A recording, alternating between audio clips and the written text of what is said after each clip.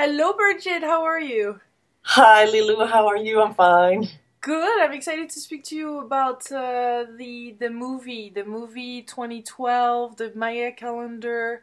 You're one of the people out there that is very involved in this and that is sharing a beautiful message. So tell us, first of all, what do you think of this movie that came out? Well, I did see it, of course. I thought that it was technically very good, of course. You can tell that the special effects in Hollywood have come a very long way.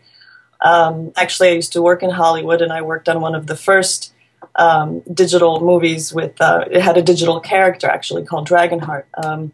So I'm very familiar with that. On a technical level, excellent. I have to say that the storyline was rather empty. It kind of left me wanting more. I couldn't really resonate with the characters very much. I had a lot of questions. And of course, in terms of the 2012 date, it just kind of promoted the same thing that you see running around on the internet. In other words, the world is going to end on a certain date due to, a storm of neutrinos coming and hitting the Earth, due to polar shifts, due to magnetic reversal. None of which are actually scientific realities. If you take the time and research NASA, if you talk to climatologists, if you talk to scientists, they will all confirm that none of these processes take place within a matter of hours. They're processes that take years, if not hundreds of years or millennia. So I think we can all sit back, relax, and enjoy the rest of our lives. Ah, so you're speaking a lot about it's a process, right? It's not just a date, or as some people are saying, all of a sudden a shift of consciousness happening along the planet, but it's something that we have to prepare now for later. Can you tell us more about that? Yeah, I mean, I think the problem that we're experiencing with the misperception of what 2012 means and what the shift of consciousness means is that it's like you flip a switch.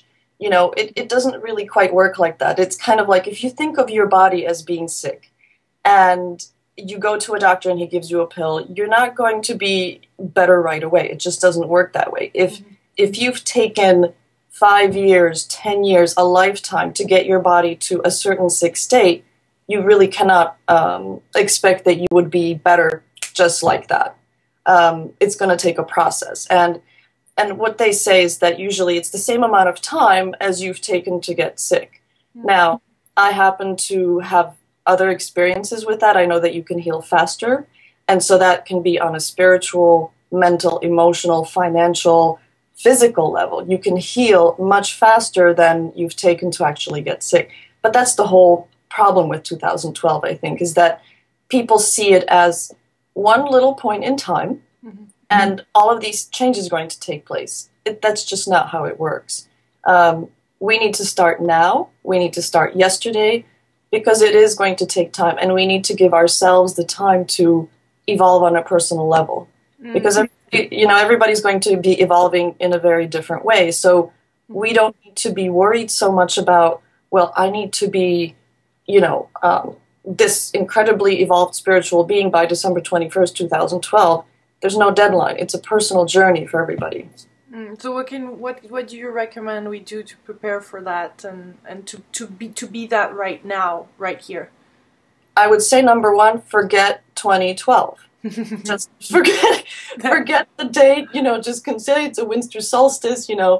I mean, if you want to think about 2012, why not think about 2011, 2013, think about your birthday, think about your mother's birthday. These dates don't really have that much importance. What matters is the everyday. It matters, how do you wake up in the morning? Do you wake up with a zest for life and you can enjoy a little sunshine shining through the leaves in your garden? You have to live in the moment, because those moments, then it's like the necklace that you're wearing, Lilu. And actually, I'm wearing a similar necklace. Which is quite funny. It's like those pearls, they add up and they create your life. And so if you live each day with this kind of joy, and of course there's going to be some tears and there's going to be some ups and downs, and that's just how, even in the ocean, the waves come, they crest and they fall. And that's just natural. And if you accept that, you can start today. because you're actually not starting today. You've started when you were born, so you're actually continuing. So we shouldn't worry too much about everything that Kalman said, Carl Kalman, about the waves and the days and the nights and the different cycles. We should just be fully in the present moment. And I would say so. I would say be aware, you know. Even Dr. Kaliman will tell you that, I mean, nobody knows exactly what will happen in the future. There are certain possibilities and certain, it's kind of, I mean, that goes into quantum physics where you talk about potential. You know, there's always, in a way, in any given day, in any given person, there is potential for absolutely everything at any given point in time. And it kind of depends on your intention, because it's that intention that creates your path, right? So I wouldn't worry about what Dr. Kaliman said or anyone else. I would accept it as natural, because there are some things that we will not be able to control completely. And thank God, because we'd be really, really busy, all of us, if we could. You know, I think that's really the key, is to just relax. I find a lot of people very stressed out about many, many different things. And it's driven in part by the media, because, you know, you hear about the latest thing with Dubai. Oh, are the markets going to crash? yeah. And, oh my God, is, you know, the climate really going to go to hell? Well, if it does, then we're all going down, you know. So we might as well just enjoy it instead of living in fear. And you speak a lot about the green business. Can you tell us about that movement and what we can do now? Yes. Well, just as a way of quick background, I've been involved with the green business movement since about 1998. Yeah. And what I'm seeing in my work is that in the Mayan calendar community, in the green business community, in the technology community, I mean, the financial sector, everywhere, it feels like there is a certain kind of journey that all of these sectors are taking, and that's aligning. I mean, it's aligning sort of in fits and starts. It's not exactly a smooth ride, but I do see a lot of linkages. For example, the fact that there are now efforts to start up a new legal form of a company, which is called a B corporation, which means that legally you are, as a company, no longer responsible only for the financial bottom line, but to be a good corporate citizen.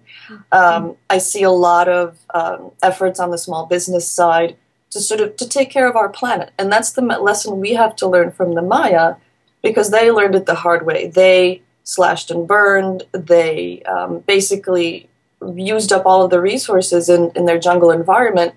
And, you know, whether or not the climate change that apparently partially did their civilization in, whether or not it was 100% their fault or partially natural, it doesn't really matter. I think we still need to learn that lesson, because their civilization was in a very limited area, which is Central America. Is that why it ended in the 9th century? Is that because there was no more resources available there? Is that what I understand is that according to records, there was a series of droughts that basically depleted their water.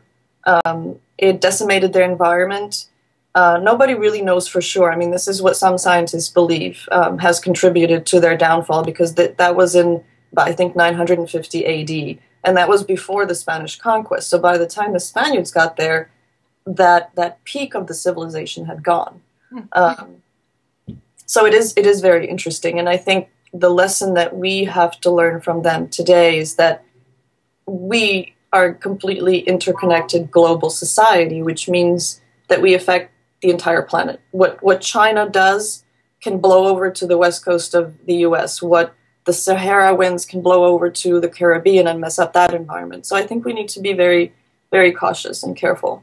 And also, in terms of the Mayan sense of business, if you will, a lot of people think that the Maya did everything without money. Well, they actually did not. They had a system of money which was based on cacao beans and other things like jade and quetzal feathers, and you know, they just had a different system of money. And so I think that we need to embrace the fact that all societies need to have some kind of transaction-based dynamic and accept that. And like with our money, you know, whether it's dollars or cacao beans, doesn't matter. I think the intention of that transaction needs to be pure. Mm-hmm. So, in other words, I can use $1 to feed a child. I can use $1 to buy drugs. So it depends on the intention. Mm-hmm. Mm-hmm. And so, what do you? I wanted to ask you about Lucita, because you're CEO of Lucita. What is it? It's actually Lucita. Lucita. Yes. And it literally means the company of light. Um, it is a company that does sustainability design and communications. So we work exclusively with clients, whether nonprofit or for profit, who want to create a better world, who want to leave an impact on the world around them. And that can be in any sector. It can be food and beverage, it can be technology, media, health and wellness. We'll work with them all as long as they're trying to do something good for the world. And what inspired you to create that? Interestingly enough, Lilou, I was working in Hollywood. I was very disillusioned because it is a rather, let's just say that there are good people in Hollywood, and then there are people who I think who are not quite on the right path. And I felt like I was one of those people that didn't really belong in Hollywood, and I had to go through a personal, how should I say it? I needed to look inside. I had many different mini media careers. I was a journalist, like yourself. I was a PR person. I did marketing. And I wasn't happy in any of those jobs. And I could never figure out why. I thought I'm not employable anywhere. I mean, I just, I had a crisis of a sort. And then I realized that it was because I had this desire to do something with my knowledge and to help make the world a better place. And so then I started working on a book by Dr. Arnold Newman called The Tropical Rainforest. It's a really big hardcover book. And I was one of the researchers, completely pro bono, never got paid for any of it. But it introduced me to the Amazon rainforest and what goes on down there every single day, because I researched that data. And we put together a book. The Dalai Lama had a foreword, Robert Redford, Dr. Jane Goodall. So it was an amazing project to work on, and it opened my eyes up to how you can use media to try and help the environment. And so that started that whole journey that eventually culminated in the setting up of a company, which I didn't foresee. Mm. And now you're also one of the dominant forces, or not dominant, but primary forces behind the Mayan Portal Calendar. Is it how you say it? The Maya Calendar portal. Yes. Can you tell me what the mission of that portal is? Because that's how really I connected with all those wonderful people that I've been interviewing recently, and I have to thank you for connecting us and enabling all those different interviews. But tell me about that portal and the goal, the intention behind it. Well, the intention of the portal is really to create a portal, an international place where people from all over the world can come and learn about the authentic Mayan calendar, at least as authentic as we can get it, because as you know, the full Mayan calendar system was lost in great part. A lot of the codices had degraded in the jungle or were burned by the Spaniards. So it is in a way difficult to say, well, this is the authentic Mayan calendar. But in as much as we know, we want to put out the authentic information. We want to make sure that this is a place where no one person's agenda is being promoted. I do, of course, need to give credit to Dr. Kalaman for having that original vision. He's the one who came to us in 2006, and he said, I would like to make a portal for the Mayan calendar. And we took it from there. We worked with him to create the first version. And then on September 9th, 2009, which is 999, we relaunched MCP 2.0 with, a lot of the social media, blogs, the Mayan birthday cards, so a lot more information and a lot more community, because we felt the first version was really sort of talking at people, and we wanted people to come together. And in fact, there's going to be a lot more coming down the road. So how is it evolving from here onwards? Because I guess there's going to be more and more views, more and more people participating until 2012. You want it to be a hub for all this communication going on, is that? Yes, I want it to be a hub, but I also want it to be an actual. I want the Mayan calendar to be sort of a corporate citizen, if you would, or an organizational citizen in our community, and that is we're going to be launching a marketplace for those companies who are A, sustainable, B, want to perhaps try doing business in time, in keeping with the Mayan calendar system. So this is going to be very exciting, and we're going to be announcing that early next year. So that's one way, because it's more than just about giving people the information about, well, here's how the Tolkien works and here's how the Hub works. It's, okay, let's come together and let's actually start living the Mayan calendar on a daily basis. And I don't mean let's give up Gregorian, because it's still very useful to set up times like, for you and me, let's do this at 10 o'clock on Monday morning. It's very useful. But I think if we as a society accept this very rich organic relationship or definition of time that the Maya had, I think that our own life experience will improve. So it's compatible with our own system. I think we have to make it so. I think in some ways, yes, on an astronomical level, it's compatible, especially the Hab, which the Maya used for agriculture and accounting. But I think the Tolkien and sort of the sacred energies, because they are so organic and because they change on a daily basis and they really work for you if you let them, I think we're missing that in the Gregorian system. And even in the zodiac, what does it really tell you if someone says, I'm a Cancer, I'm a Scorpio?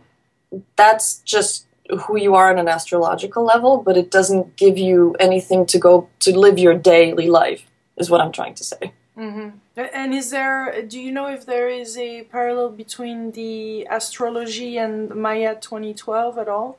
Because there is an alignment of those planets, so the astrologue are talking a lot about it.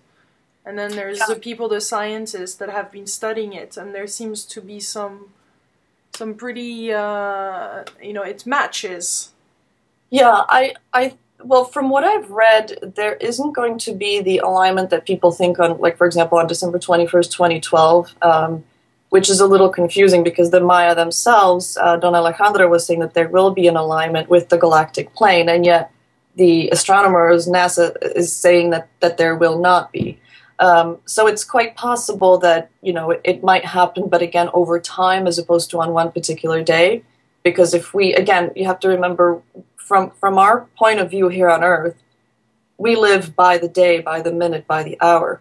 The universe doesn't live by our days, right? Because the sun is we have a contained solar system, but the rest of the universe has probably a completely different scale of time that's beyond my understanding. But so I can't really speak to that directly. What I do know, for example, from posting our daily energies, which we do on Facebook and Twitter, it's amazing to me how it really resonates with people. I don't impress it upon anyone, but they come back to us and they say, wow, this is exactly how I feel today. And this is exactly what I needed today. Thank you so much. And they're starting to ask, how do you come up with it? And we just sort of literally just tune in. And it's with a lot of respect. There's no formula to it. You have to start listening. And I think that's what we don't do today. We are constantly tweeting, we're Facebooking, we're watching TV, we're podcasting, and there's a place for silence, I think, in our lives that's really missing, and we need to rediscover that. And if you do, the Mayan calendar can really come in and fill your heart. So that's your main message, I guess, then, because I was going to ask you if you have something to leave us with.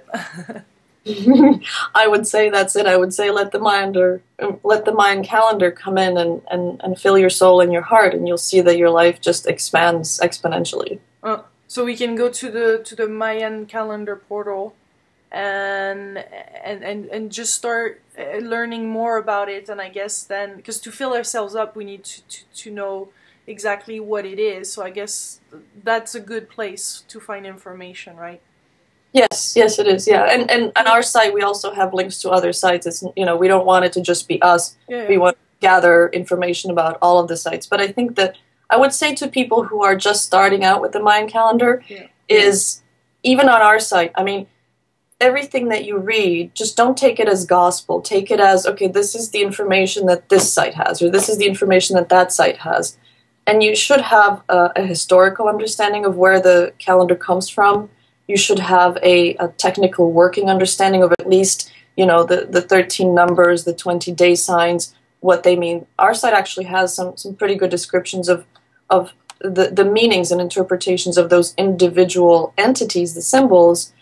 But beyond that, you really have to start just watching how the energies course through the daily cycles and how they change and what do they mean for you. And then, I think everybody can become their own daykeeper. Mm. Cool. Thank you very much, Birgitte. Thank you for Thank you so taking the time to answer those questions. Thanks. much. My pleasure.